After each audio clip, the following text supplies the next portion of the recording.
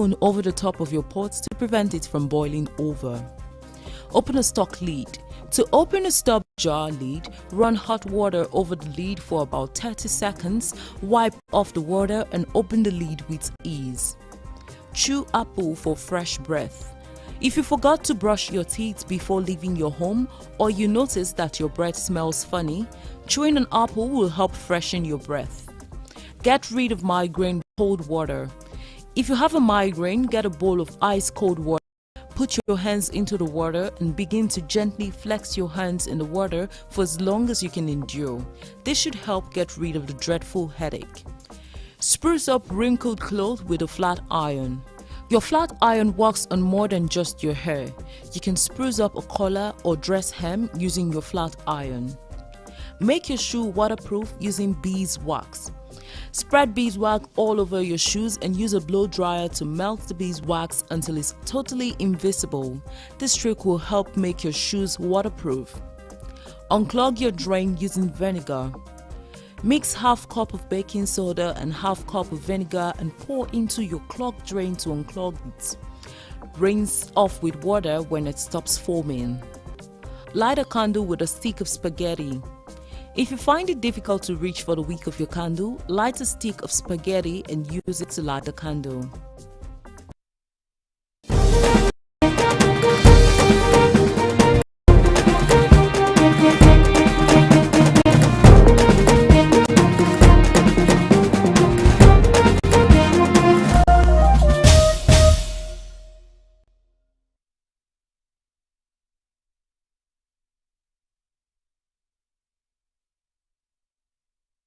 Alright, yes, welcome back. You're still watching Women's. Of course, those are the 10 everyday life hack that you should know. I'm supposed to bring a movie or premiere or an event today, but because of this story is so interesting and I know that could take about 10 minutes of the show, so we have to skip that till next week because we have to hear this. And of course, we still have Barrister Adeola Olatomoso in the house sharing her success story. So my next question is, what is the most, or what was the most interesting part of being a lawyer and when you were the magistrate in Lagos State? The most interesting?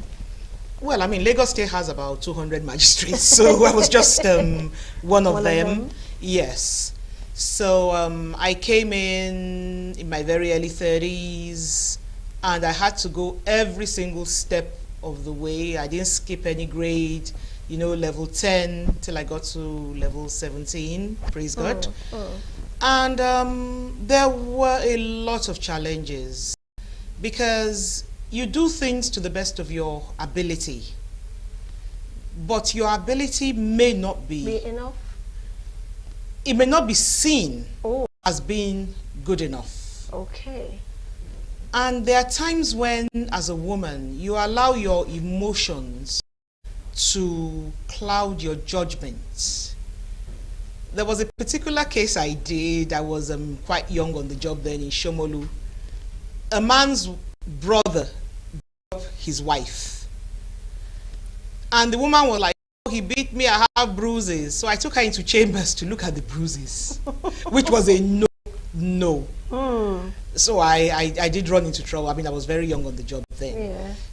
So, you know, it's like you have to learn to divorce personal self from your official self. And if the law says go right, you dare not go left. Right. You know, so it was, for me, that was a bit challenging because I'm like, no, now it shouldn't be like that. It shouldn't be like that. Yeah, but you just have to be obedient. And then another situation was, you know, when you try to help people, the people you try to assist are those who now turn around to betray you. I mean, somebody came to me for advice and I was like, okay, you could do this, you could do that. And before I knew what was happening, I got a petition. In it, it was that she should lose her job. Whoa. She is so dishonest. And I was like, excuse me? I mean, it was, that was very traumatizing. That was very, very traumatizing. Yeah. But actually, what you said is quite true, because most times you find out those who you want to help end up, you know, backstabbing you. And it's as though you shouldn't, and you can't just stop helping people because of that. I call it backstabbing Pro Max. Pro Max. Betrayal Pro Max. There's a Pro Max to that, honestly. Yes, yes. Because that's too much. You least expected from the person.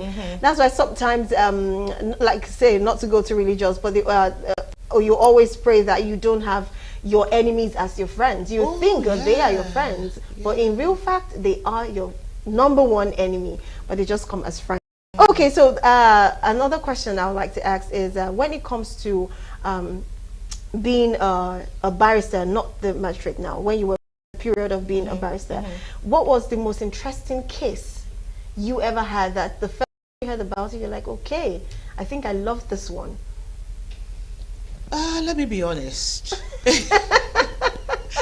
I was the most reluctant in town. Oh, wow. Yes, because I just had this phobia, you know, of going to court and, you know, the wig, and it was like, you know, so I tried as much as possible to stay in the office, do solicitors' work, write letters, you know, draft. Yeah. So as I said, it was that one that took me to court, that took me out. Yes. Oh, so it was the petition that made you go out? No. The case that the judge had to go at me and said, yeah, don't you have, I was like, okay. So after that, you didn't take any case? No, I didn't go until I became a magistrate. Wow, how did you do that? Well, my uncle at the time, God bless his soul, he's dead now. He was very understanding. Okay. So he was like, okay, just stay in the chambers and do what you do. And draft. Yes, it's safer for everybody. Okay, so yes, another question for those who probably want to toe the line of being a barrister. As a woman, you know, doing each step by the day, taking it one step at a time to get to being a lawyer. What advice would you give to women that you tell them these are some challenges you might encounter to become a barrister? But trust me, this is what you have to do, to get there. Just to advise ladies. First of all, it's a man's world, whether you like it or not. It's a man's world.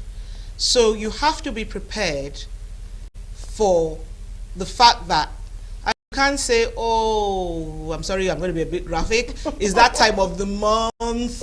I can't go to court. No, that will not work. So you have to, at the back of your mind, say, I'm going to excel. I am focused. I am going to be a better man than the men on the job. Yes. So you have to put aside your ideas of feminism and whatnot. Like when you even appear in court, if you have dangling earrings and jewelry and full makeup, they were like, what are you doing? What are you here for? You know? I was a very young lawyer. No lipstick, no nothing. Just scrub your face and... Wow. Yes, and get on with the job.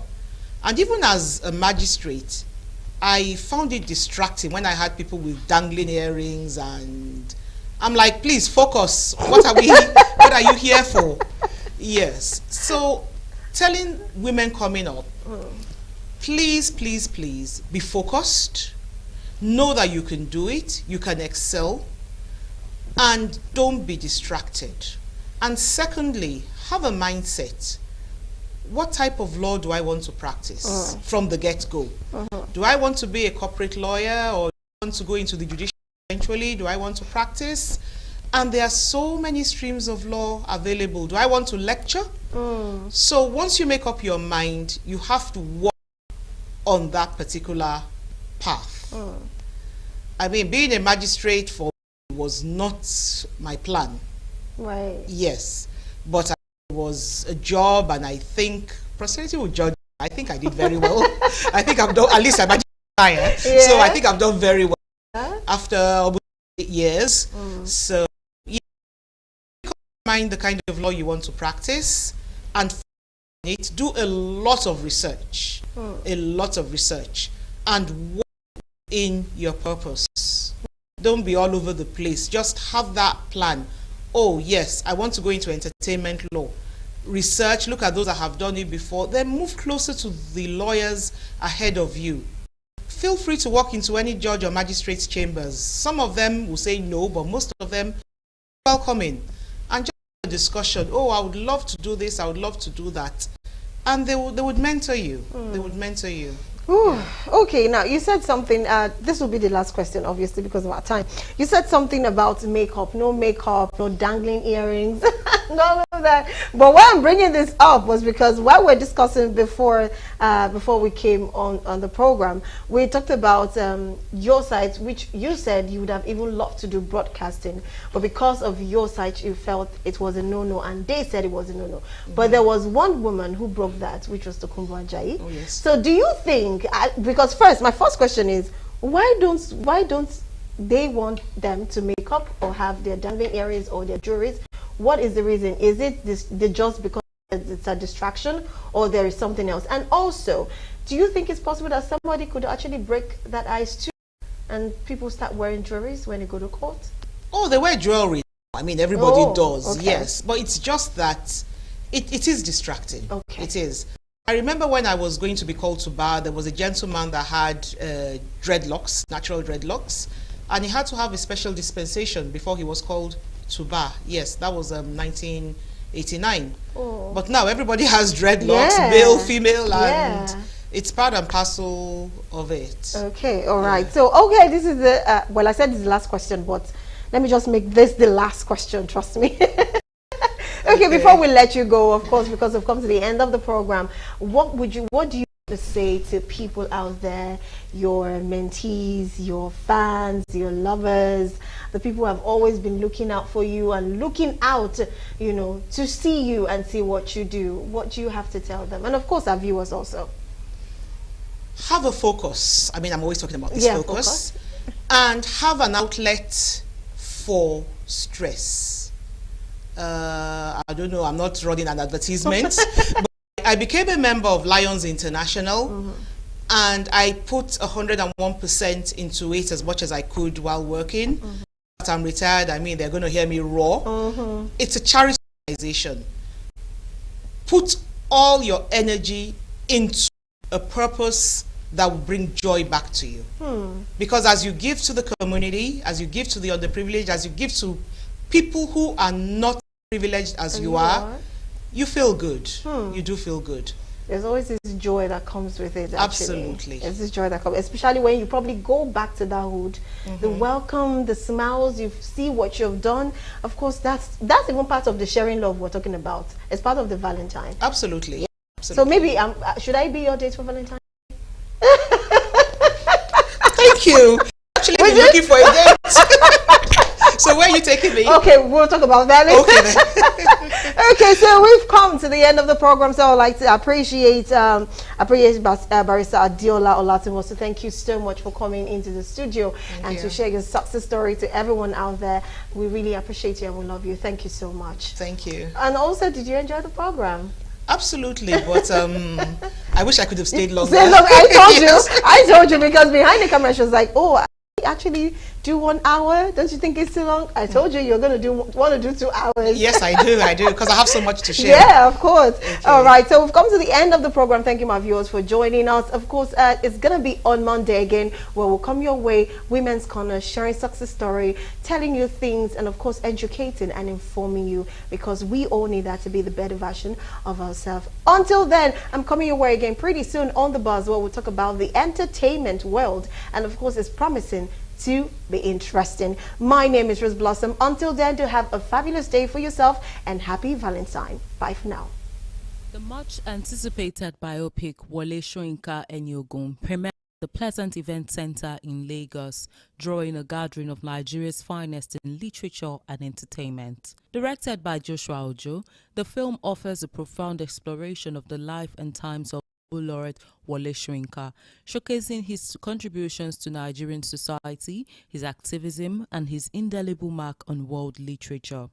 I'm expecting the best of the best, because Professor Wole Soyinka, as we all know, is a world-renowned writer, playwright, and this is his life that we want to showcase to the whole world, to know his background, where he's coming from, where he is, and hopefully where he's taking us to. The event is a remarkable celebration of Soyinka's legacy, with an event filled with distinguished guests. The director, Joshua Ojo, spoke about the inspiration behind the biopic.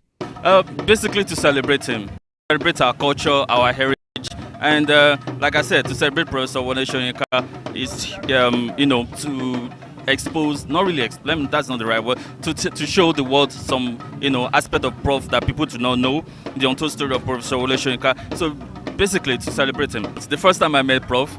I thought it would be easy, but then when I met him, it wasn't easy, right, at all. Prof was a bit difficult, and at a point I thought, okay, I don't want to do this, but hey, he brought me in like his son, I got a soft landing, and yeah, I had an accident as well while filming, but I'm glad I'm here. The story. The premiere was made possible by several key sponsors. Representatives from brands highlighted the significance of supporting a film that honors such a towering figure in Nigerian history. Now, B Royal International is a distinguished company with professionals that offers distinct premium services for international and multinational firms in Nigeria, Ghana, South Africa, Mozambique, and Kenya. And of course, at the same time, we are so committed in ensuring that our culture, values, and heritage are upheld, which form the basis why we are involved and so committed in this project. When Mr. Joshua Ojo came, the first thing we looked at was talent. What do we need to do? In Nigeria, there's a need for us to promote and export talent. We saw him as a very brilliant young person who is so distinguished, who is so prolific, and who knows what he's doing and his focus. And that encouraged us to participate actively in the production of this. As the credits rolled, the audience applauded both the cast and crew for their dedication to telling Soyinka's story in a way that resonated deeply with viewers. The theater that Professor Wole Soyinka is not known for. A round of applause for Professor Wole Soyinka. So his life is so broad that no producer can take him and exhaust all aspects of his life. All of us know that Wole Soyinka is an enigma, and we are interested in what shaped him. I'm actually very excited about that. Wole Soyinka is a very good movie. While working in post, chance to work with the director on it as the lead colorist.